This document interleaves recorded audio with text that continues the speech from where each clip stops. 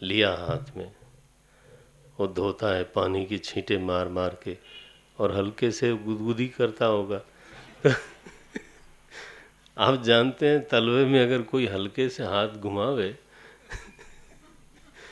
भगवान को गुदगुदी हो रही है, बोले अरे क्या कर रहे हो तुम, लड़खड़ाए जरा सा, तो गिर जाऊंगा।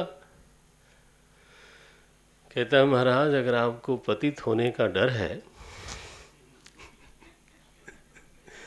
अगर आपको गिरने का डर है तो मेरा आश्रय लो, मेरा सिर पकड़ो, मेरे सिर पे हाथ रखो।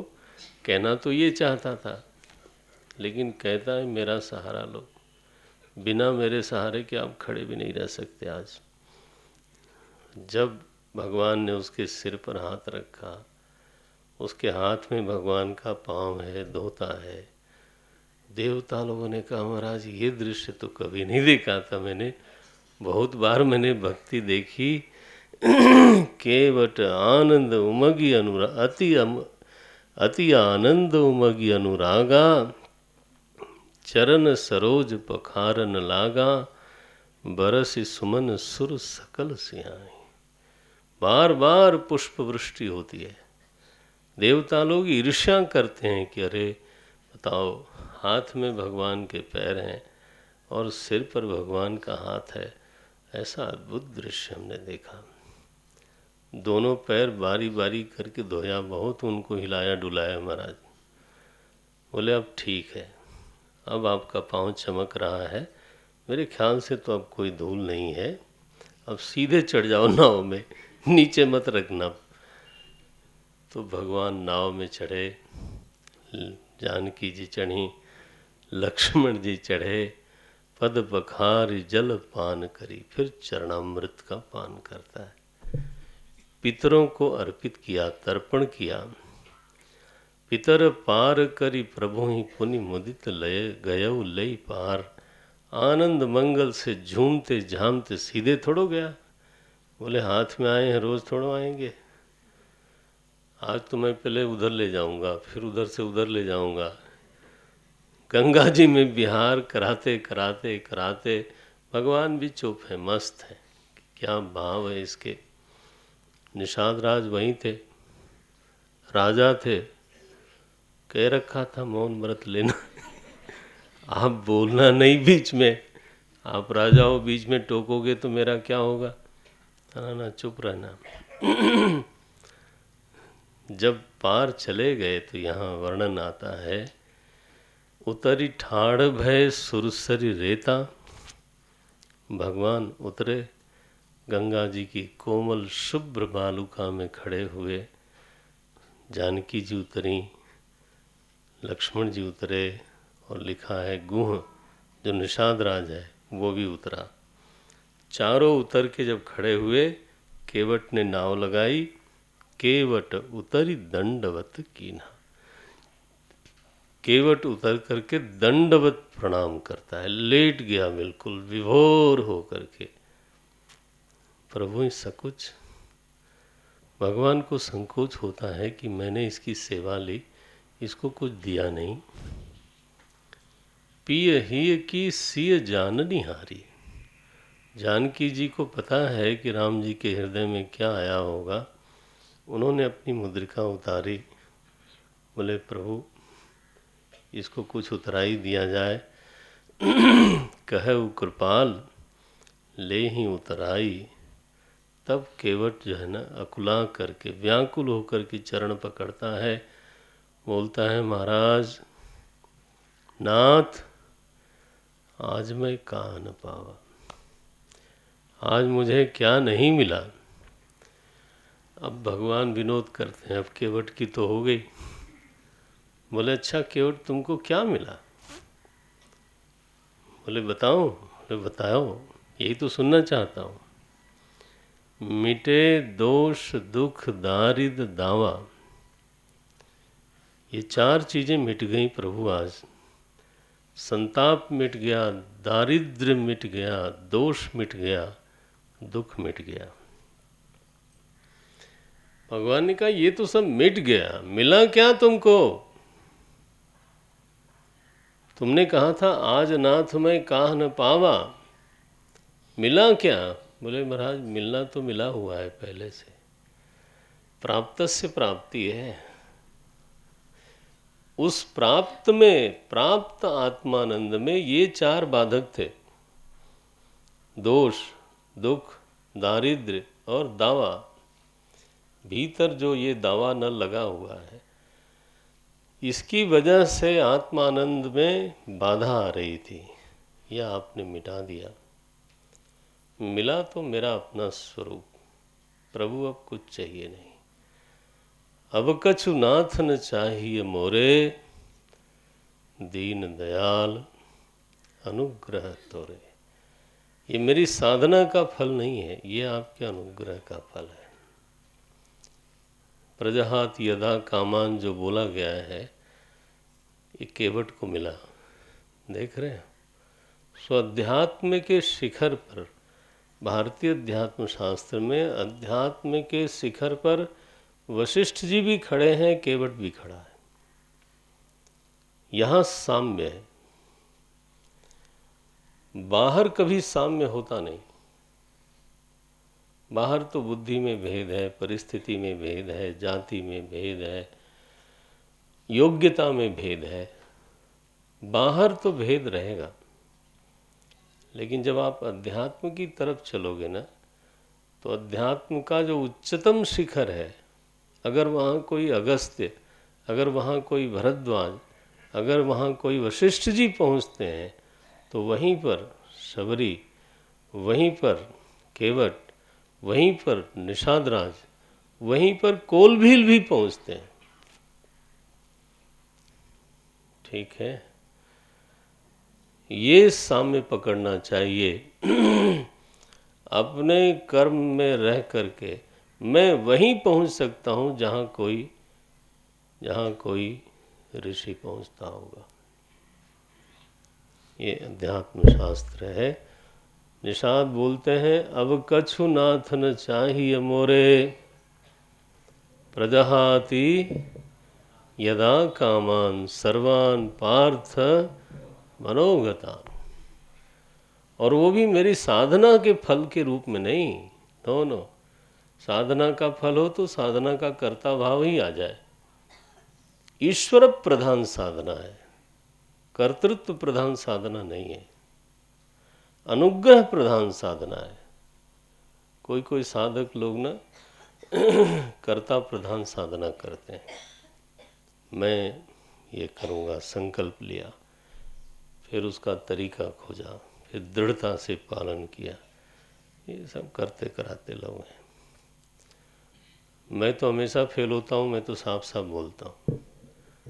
जो कुछ अगर अच्छा होता है केवल अनुग्रह से होता है। मेरे संकल्प वंकल्प में तो दम ही नहीं है। मैंने जब जब किया तब उल्टा ही हुआ। भगवान कहते हैं भाई तेरा रास्ता नहीं है ये, मैं ले चलता हूँ, चलो चुपचाप। तो ये बोलते हैं, अब कछु नाथ न चाहिए मोरे, दीन दयाल अनुग्रह तोरे। लेकिन बड़ा आदमी कुछ दे और आप न लें तो एक तरह का अनादर है। तो फिरती बार मोहि जो देवा, उसको मज़ा आ गया था कि उधार रखने में बड़ा मज़ा आता है। एक बार निषाद राज को उधारी लगाई थी, अब राम जी को लगाता हूँ। यहाँ से तो बड़ी से बड़ी चीज़ मांग सकता हूँ। बोले महाराज 14 साल बाद, आखिर रास्ता तो यही है, लौटोगे आप। मैंने एक तरह से कह दिया कि इधर से आना, कहीं और से न निकल जाना। फिरती बार मोहि जो देवा, सो प्रसाद में सिर धरी लेवा। वो मैं प्रसाद अपने सिर पे रखूँगा। बहुत कीन प्रभु लखन सिंह, जानकी जी ने कहा बेटा ले लो। बोले महाराज फिरती बार उधार रहा आपके ऊपर।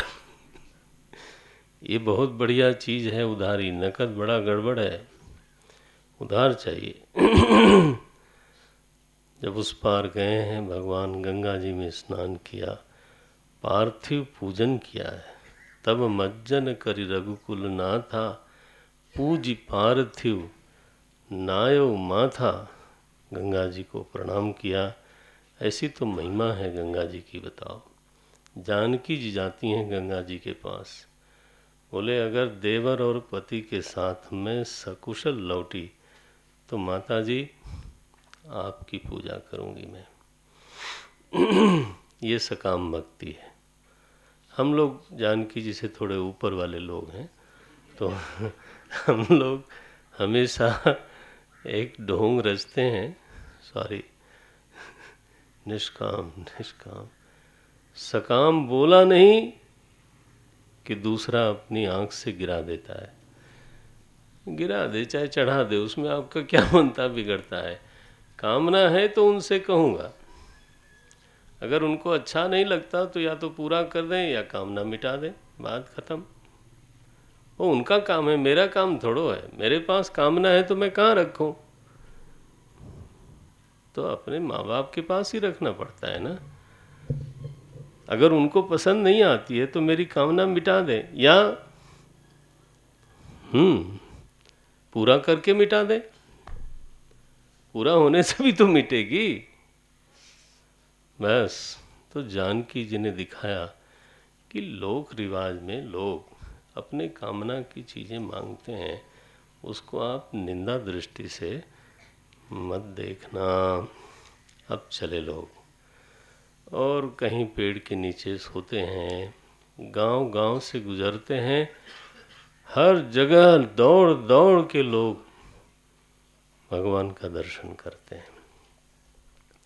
भरद्वाज ऋषि के आश्रम में गए, वहाँ श्री प्रयागराज में प्रवेश किया। भरद्वाज जी के आश्रम में गए, वहाँ प्रणाम किया भरद्वाज जी को। करत दंडवत मुनि उर लाए, मुनि मन मोद न कछु कही जाई, ब्रह्मानंद राशि जनु पाई। तो भरद्वाज जी से थोड़ी देर के लिए मिले हैं भगवान। वहाँ भरद्वाज जी अपनी कृतार्थता बताते हैं। सफल सकल शुभ साधन आजू, आज सारे साधन हमारे सफल हो गए। राम तुम्हें अवलोकत आजू, अब करी कृपा देहु बर एहु, निज पद सरसिज सहज स्नेहु। मेरा जो स्नेह है वो आपकी ओर सहज धारा रूप में बहता रहे, इतना ही मैं मांगता हूँ। भगवान बड़े संकुचित हो रहे हैं। बाद में उन्होंने कहा, भरद्वाज जी मुझे मार्ग बताओ, किस रास्ते से जाऊं मैं। भरद्वाज जी हंस पड़े। बोले महाराज सारे मार्ग आपके लिए ठीक ही हैं। भरद्वाज ऋषि से भगवान मार्ग पूछते हैं और वाल्मीकि जी से निवास पूछते हैं। इस फर्क को देखना। मार्ग उससे पूछते हैं जो त्रिवेणी पे बैठा है, माने गंगा जी भी हैं, यमुना जी भी हैं, सरस्वती भी हैं। ये मार्ग का आग्रह नहीं है उसको, तीनों मार्गों पर अधिकार है। गंगा जी भक्ति, राम भगत जहाँ सुर सरि धारा। यमुना जी कर्म मार्ग है और सरस्वती जी ब्रह्म विद्या। सरसई ब्रह्म विचार प्रचारा, सरस्वती जी ब्रह्म विचार है। एक मार्ग पे बैठा हुआ आदमी ना हर जगह अपनी ही बात करता है। योग वाला योग का ही, भक्ति वाला भक्ति का ही, कर्म वाला कर्म का ही, वेदांत वाला अगर केवल, वो तो वेदांती मैं नहीं मानता उसको, लेकिन फिर बिल्कुल सिंदूर भी मत लगाना, नहीं तो वेदांत गड़बड़ा जाएगा। अरे रामा, है ना। चूड़ी नहीं पहनना।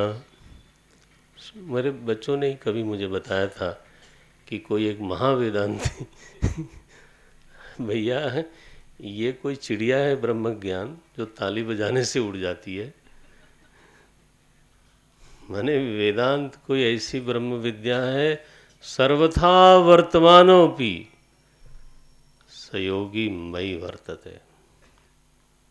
सर्वथा वर्तमानोपि हत्वा सईमान लोकान न करोति न लिप्यते। ब्रह्म विद्या क्या कोई ताली है? ताली बजाने से चिड़िया उड़ती हो? बिंदी लगा लिया ब्रह्म ज्ञान गया, और खाना खाया तो रहा। ये क्या मतलब हुआ? अरे व्यवहार का धरातल अलग है, परमार्थ का धरातल अलग है।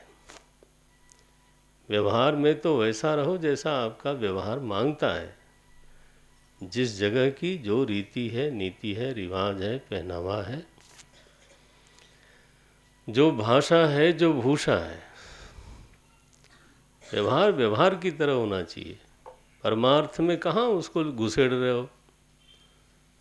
महाराज रहुगण को ऋषि भरत ने यह उपदेश किया था, न सूरय। बुद्धिमान लोग परमार्थ में व्यवहार को मिश्रित नहीं करते। भागवत में पंचम स्कंद की कथा है ये। तो ये इसको वेदांत थोड़ा बोलते हैं। वेदांती ही है जो त्रिवेणी पर बैठा है, क्योंकि वो कर्म से भी होके गुजरा है, भक्ति से भी होके गुजरा है, और ब्रह्म विचार भगवान की कृपा से ही मिला है। मैंने आज तक कोई पक्का परंपरा का कोई संत नहीं देखा जो भक्त न हो, और जिसने कभी समाज के लिए हितकारी प्रवृत्ति न की हो। जब भी बात उनसे होती है तो उनका कोई आयु का ऐसा हिस्सा सुनने को मिलता है जिसमें वो बहुत समाज की तरफ थे। जितने हमें परंपरा के बड़े बड़े संत मिले, और प्रभु कृपा से काफ़ी मिले और मिलते रहते हैं। मैं तो साल में 1-2 बार ज़रूर पहाड़ों में घुसता हूँ, तो मिलते ही हैं लोग। उनका वात्सल्य